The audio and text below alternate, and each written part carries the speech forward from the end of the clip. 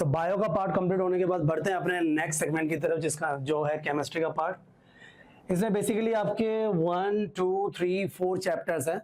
मुझे जहां तक लगता है सॉलिड लिक्विड गैस वाला चैप्टर हटा दिया गया है, जो आपका फर्स्ट चैप्टर हुआ करता था।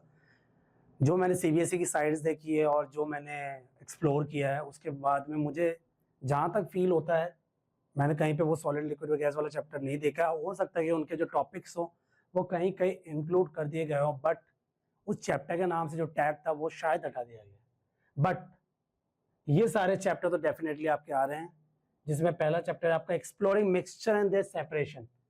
जाहिर सी बात है, इस चैप्टर के बारे में आपने पढ़ा ही होगा। पढ़ा तो नहीं होगा, बट हाँ बुक जरूर देखी होगी आपने।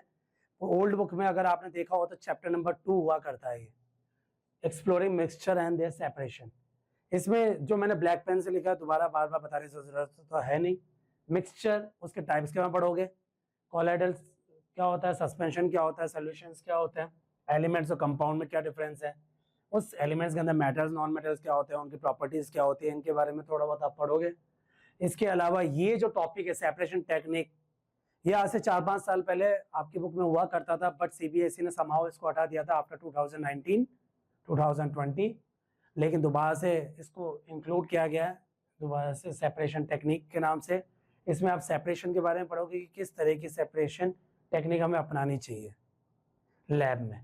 इसमें क्रिस्टलाइजेशन, डिस्टिलेशन, पेपर क्रोमेटोग्राफी के बारे में पढ़ोगे। जी हाँ, पेपर क्रोमेटोग्राफी के बारे में पढ़ोगे। आप सब्लिमेशंस के बारे में पढ़ोगे, सेंट्रीफ्यूगेशन क्या होता है, कोएगुलेशंस क्या होते हैं, इन सब के बारे में डिटेल में सीबीएसई ने इस बार आपकी बुक में इसको इंक्लूड किया। पढ़ते हैं अपने नेक्स्ट चैप्टर की तरफ, जिसका नाम है structure of an atom. Structure of an atom भी आपका पुराना चैप्टर है, इसलिए मैंने क्लास 9 लिखा है। बेसिकली आपके लिए कंप्लीट न्यू चैप्टर है, क्योंकि एटम का नाम केवल आपने अभी तक सुना ही था, बट इस बार आप एटम के बारे में डिटेल में सब कुछ पढ़ोगे। इसमें आप जहां तक डाल्टन्स एटॉमिक थ्योरी के बारे में पढ़ोगे, और इसके अलावा एटम्स के बारे में, हर एक छोटे मोटे इलेक्ट्रॉन्स के बारे में, प्रोटॉन के बारे में, न्यूट्रॉन के बारे में, कि इलेक्ट्रॉन डिविजिबल पार्टिकल है कि इनडिविजिबल पार्टिकल, हर चीज के बारे में डिटेल में इस चैप्टर में पढ़ा जाएगा। एटम्स एंड मॉलिक्यूल्स, ये एक और चैप्टर है आपका। ये भी आपके क्लास 9 का ही चैप्टर है, जो कि चैप्टर नंबर 3 हुआ करता था। इस चैप्टर्स में भी आप एटम्स, मॉलिक्यूल्स, इनके बारे में पढ़ोगे। रदरफोर्ड मॉडल्स के बारे में पढ़ोगे, थॉमसन मॉडल क्या होता है, नील्स बोर के एटॉमिक स्ट्रक्चर मॉडल क्या होते हैं, आइसोबार आइसोटोप्स क्या होते हैं, उनका हमारे जीवन में कितना इंपॉर्टेंस है, आइसोटोप आइसोबार्स, ये सारी चीजें बेसिकली कंप्लीटली न्यू है आपके लिए। इसमें ग्रेड 8 का, ग्रेड 7 का कुछ भी नहीं है, यकीन मानो। इसमें तो फिर भी है, बट इन दोनों चैप्टर्स में कुछ भी आपको सिमिलैरिटीज नहीं मिलेगी जो आप ग्रेड 8, ग्रेड 7 या ग्रेड 6 से उठा सको। बढ़ते हैं अपने नेक्स्ट चैप्टर की तरफ। ये कंप्लीटली न्यू चैप्टर इंट्रोड्यूस किया गया है। हो सकता है कि आपने ज्योग्राफी सेक्शन में, ज्योग्राफी सेगमेंट में इसके बारे में पढ़ा होगा, बट साइंस में इस चैप्टर को कंप्लीटली साइंस के तरीके से इसको इंक्लूड किया गया है, जिसका नाम है अर्थ एज ए सिस्टम, जिसमें आप एनर्जी, मैटर एंड लाइफ, ये चैप्टर का पूरा नाम है। इसमें आप सोलर रेडिएशन के बारे में पढ़ोगे, इलेक्ट्रोमैग्नेटिक स्पेक्ट्रम क्या होता है, solar energy interaction with the earth surface, earth surface के साथ सोलर एनर्जी का क्या इंटरेक्शन है, क्या क्या उसके आउटकम्स हो सकते हैं, रेपरकशंस क्या हो सकते हैं, इन सब के बारे में पढ़ा जाएगा। Differential heating of the earth, ये जो विंड्स बहती है, अर्थ के जो डिफरेंट हीटिंग इफेक्ट है, इन सब के बारे में पढ़ोगे। दो आप जहां तक पहले भी पढ़ चुके हो। Am I right? I guess I am right. Next है एयर मूवमेंट। एयर मूवमेंट कैसे होता है, इवेपोरेशन के बारे में पढ़ोगे।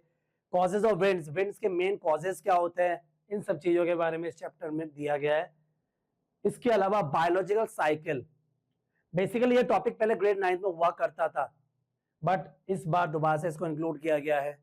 बायोलॉजिकल साइकिल में oxygen cycle, carbon cycle, nitrogen cycle के बारे और वाटर साइकिल के बारे में पढ़ोगे, और हमारे ह्यूमन का क्या इम्पैक्ट होता है अर्थ पे, और जिस तरीके से दिनों दिन अर्थ के साथ क्या हो रहा है, अर्थ के साथ काफी सारी चीजें हो रही हैं, ह्यूमन इम्पैक्ट, उसके क्या रिपरकशन है, उसके क्या प्रोज और कॉन्स है, इन सब चीजों के बारे में आप इस चैप्टर में पढ़ोगे।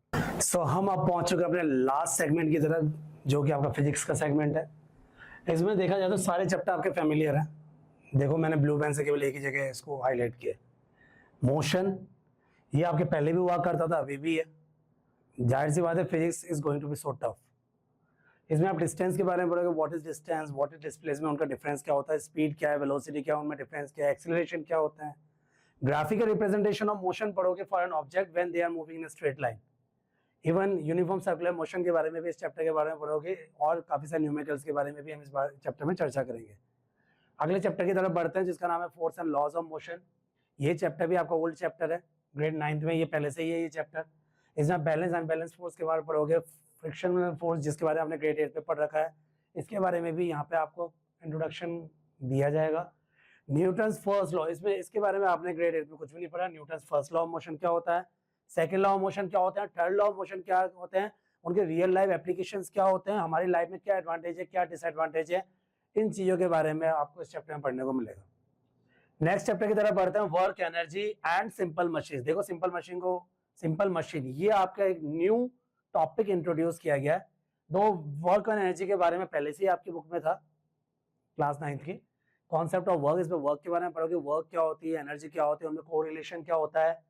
इसके अलावा काइनेटिक एनर्जी, पोटेंशियल एनर्जी के बारे में ही पढ़ोगे। वैसे तो बहुत तरह की मैकेनिकल एनर्जीज होती है, but basically kinetic energy, potential energy क्या होती है, उनके डेरिवेशंस, वो कैसे फॉर्मुलेट होते हैं, सब चीजों के बारे में। कंजर्वेशन ऑफ एनर्जी, इवन आप कंजर्वेशन एनर्जी के बारे में पढ़ोगे, ये बहुत इंपॉर्टेंट टॉपिक है।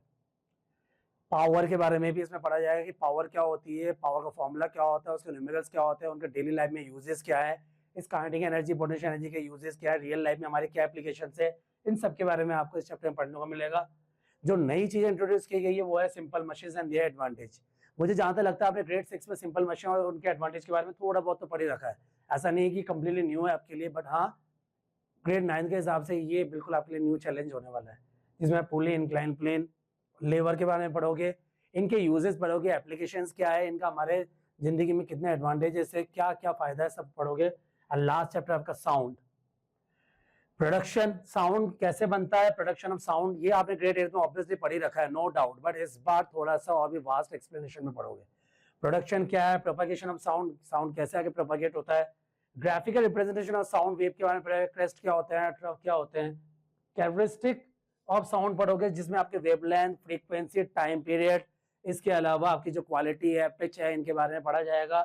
रिफ्लेक्शन, ये आपके ग्रेड 8 में नहीं था, इवन आपके graphical representation of sound wave भी नहीं था। इन सब के बारे में इन चैप्टर में इंट्रोडक्शन आप पढ़ोगे। ये चैप्टर्स बहुत ही ज्यादा इंपॉर्टेंट है। फिजिक्स जनरली बच्चों को बहुत ज्यादा हार्ड लगती है, बट ऐसा नहीं है कि आप कर नहीं सकते हो, डेफिनेटली आप कर सकते हो, बस थोड़े से कंसंट्रेशन की जरूरत है। आज इसी के साथ मैं अपना यहाँ पे लेक्चर कंप्लीट करता हूँ। अगले लेक्चर में फिर से मिलेंगे एक नए चैप्टर के साथ, तब तक के लिए नमस्कार, गुड नाइट।